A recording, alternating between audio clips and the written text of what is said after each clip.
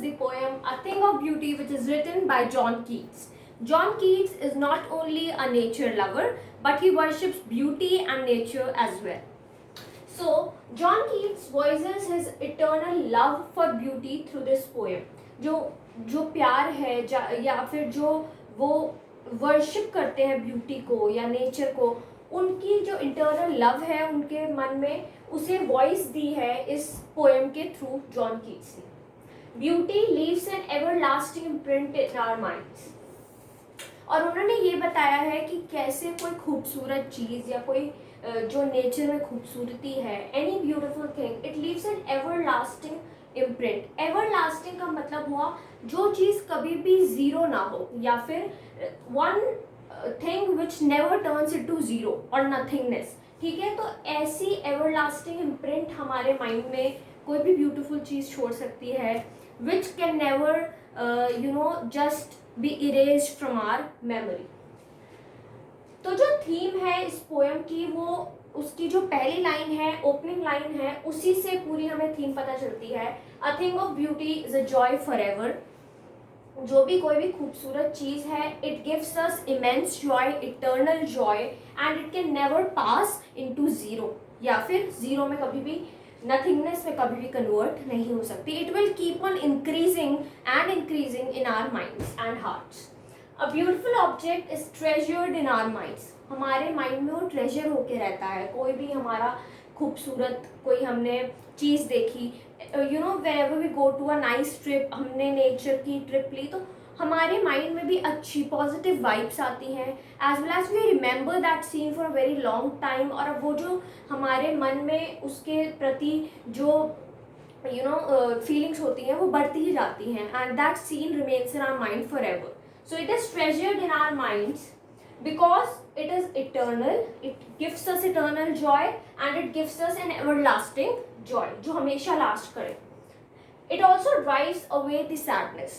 Life में बहुत सारी बैड डेज देखने के बाद, बहुत गलत लोगों से मिलने के बाद, या गलत इतनी सारी डिसअपॉइंटमेंट्स होने के बाद भी, these things of beauty, nature, it inspires us to live and to live happily. It gives us immense joy and happiness. Okay, so let us explore the poem now. A thing of beauty is a joy forever. जो opening line है हमारी poem की, वही theme भी है इस poem की. ठीक है, तो जो कोई भी ब्यूटीफुल चीज़ होती है, it gives us immense Joy.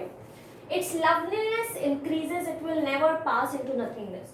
उसकी जो लवलीनेस होती है, it increases and it goes on increasing, it multiplies. ठीक है, जो उसकी लवलीनेस है वो हमारे दिमाग में, हमारे मन में, it keeps on increasing. It doesn't decrease, it keeps on increasing, it multiplies, और you can say it manifolds in our mind. तो its loveliness increases, it will never pass into nothingness. तो जो कोई भी खूबसूरत नज़ारा या anything of beauty, it can never be converted into zero. It can never be zero in our mind. हम उस खूबसूरत चीज़ को भुला नहीं सकते. It goes on increasing. ठीक है, but will keep a bower मतलब shade quite for us.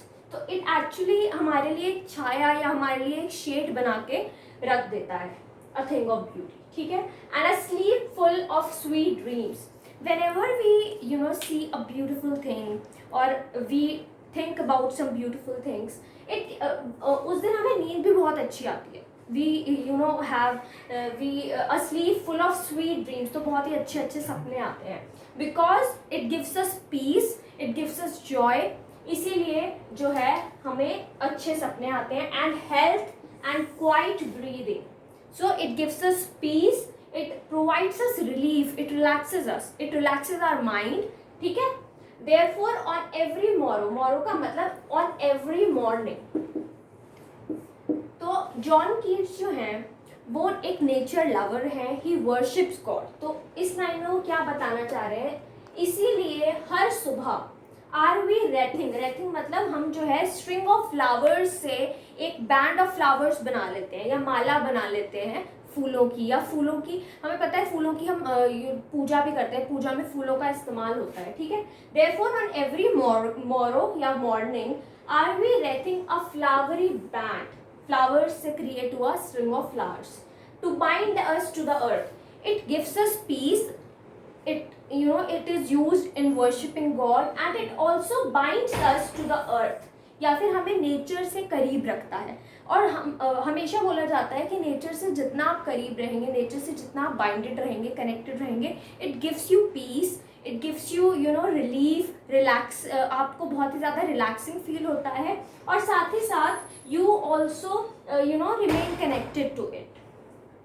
Spite मतलब in spite of despondence. Despondence मतलब डिसअपॉइंटमेंट्स. हमें पता है हमारी लाइफ में बहुत सारे डिसअपॉइंटमेंट्स होती हैं and we sometimes feel stressed also of the inhuman dearth of noble nature.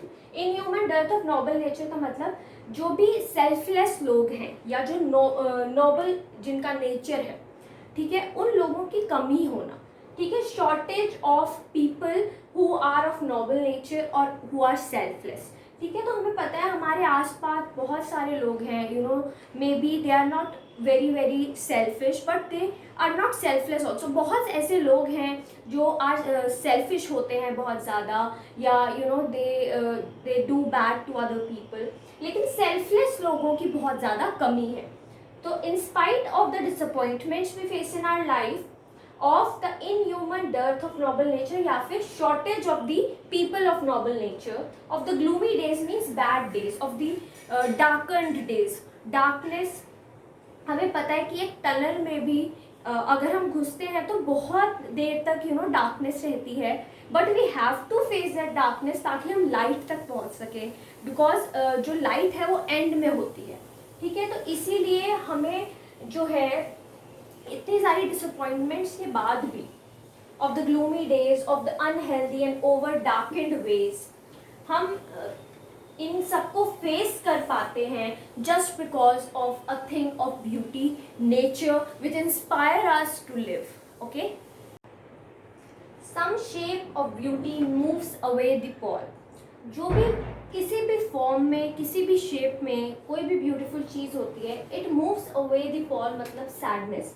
वो सैडनेस को दूर कर देती है हमसे, चाहे वो किसी भी शेप में हो या किसी भी फॉर्म में हो. From our dark spirits. और ये ऑब्जेक्ट्स यूज करे हैं, कुछ सिंबल्स यूज करे हैं जॉन कीट्स ने ब्यूटी को दर्शाने के लिए. Such the sun, the moon, the trees, old and young, sprouting a shady boon. तो जो भी सन है, मून है, ट्रीज हैं, वो हमारे लिए एक वरदान है. बून का मतलब क्या हुआ? वरदान हुआ. तो ट्रीज जो हैं, it is a symbol of protection. It protects us from the heat, excessive intense heat, rain, ठीक है. तो वो एक सिंबल है प्रोटेक्शन का और नेचर का एक वरदान है ट्रीज की फॉर्म में जो इंसानों को मिला है, ठीक है. तो सन है, मून है, ट्रीज है, ये ब्यूटी को दर्शाते हैं, ठीक है. For simple sheep and such are daffodils. He is also used symbol of sheep as, हमें पता है कि sheep जो है, जीसस क्राइस्ट जो है वो एपिटोम ऑफ पीस की तरह हम मानते हैं जीसस क्राइस्ट को. He was always surrounded by sheep as his followers. तो sheep को यहाँ पर एक डिवाइन ब्यूटी की तरह यूज किया गया है. For simple sheep and such are daffodils. Daffodils are the beautiful flowers. तो ये जो है ब्यूटी के सिंबल्स कुछ यूज करें. शीप को as a divine beauty use करा, ठीक है. With the green world they live in. अब ग्रीन वर्ल्ड किसे रेफर किया गया? नेचर को. तो हम सबको पता है कि मैन के लिए मैन के लिए अर्थ में रहना जो है बहुत ही खूबसूरत बन जाता है if he stays connected to nature, ठीक है. तो जो भी इंसान नेचर से बहुत दूर है या कनेक्टेड नहीं रहता, he can not be happy without nature. No one can be happy without nature, ठीक है. With the green world they live in and clear rills. Clear rills का मतलब यहाँ पर हो गया कुछ जो स्ट्रीम्स हैं या जो रिवर्स हैं, एक्चुअल में जो नेचुरल सोर्स ऑफ वाटर हैं उन्हें यूज किया गया है. With the green world they live in and green reels. Clear rills का मतलब रिवर्स, स्ट्रीम्स या फिर कोई भी natural source of water that for themselves a cooling covered make. ये जो रिवर्स होती हैं, it provides a cooling effect. It provides a cooling effect from the heat, ठीक है, जो एक्सेसिव हीट होती है उस दौरान जो है रिवर्स एक कूलिंग इफेक्ट प्रोवाइड करती है पूरे अर्थ को अगेंस्ट दी हॉट सीजन, ठीक है, जब हॉट सीजन होता है. The mid forest brake rich with a sprinkling of fair musk rose blooms. तो again John Keats enjoys the beauty of nature in the form of some undergrowth, undergrowth जो plants हैं जो growth हुई हुई है. Mid forest brake rich with a sprinkling of fair musk rose blooms, जो musk roses की growth हुई हुई है, अंडर ग्रोथ हुई हुई है, उन्हें बहुत ही इंजॉय करते हैं. Again it is a symbol of beauty of nature, ठीक है. And such too is the grandeur of the dooms. And such too is the grandeur of the dooms का मतलब है कि जो ग्रोथ है और जो डिके है it moves hand in hand, ठीक है. अगर किसी चीज़ की ग्रोथ होती है तो उसका डिके होना भी तय है, ठीक है. But there is beauty, there is something good in everything. अगर ग्रोथ में हैप्पीनेस है तो उसके डिके में भी हैप्पीनेस है, ठीक है. We have imagine for the mighty dead.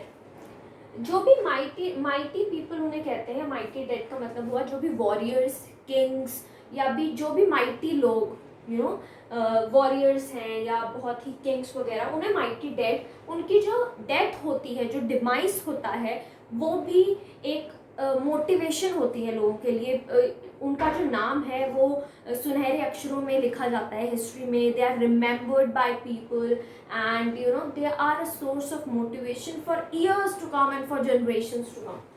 तो यहाँ पर उन्होंने ये कहा है कि जो हमने इमेजिन करी है डिमाइस या डेथ माइटी डेड के लिए, ठीक है, उसमें भी एक इंस्पिरेशन छुपी है, एक ब्यूटी छुपी है, ठीक है, because it is a source of motivation. All lovely tales that we have heard or read, जो भी खूबसूरत सी हमने कहानियां सुनी हैं, ठीक है. An endless fountain of immortal drink. ऐसा लगता है कि ये जो ब्यूटी है, ये जो शेप्स ऑफ ब्यूटी हैं, it is an endless fountain. ऐसा लगता है कि हेवन से हमारे लिए एक इमॉर्टल ड्रिंक, अमृत जो है हमारे लिए भगवान ने नीचे जो है गिराया है. An endless fountain of immortal drink pouring, मतलब पोर किया गया है हेवन से अनटू अस, हमारे ऊपर, फ्रॉम दी हेवन, ठीक है. तो इस तरीके से जो है उन्होंने लास्ट पैराग्राफ में मस्क ब्लूम्स को एक ब्यूटी की फॉर्म में देखा.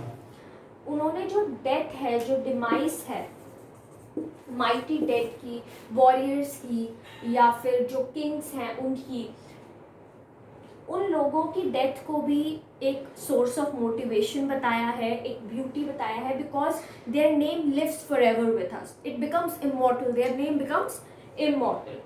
एंड अगेन एक endless fountain of immortal drink की तरह ऐसा लगता है कि हेवन पे हमारे ऊपर ब्यूटी बरसी है.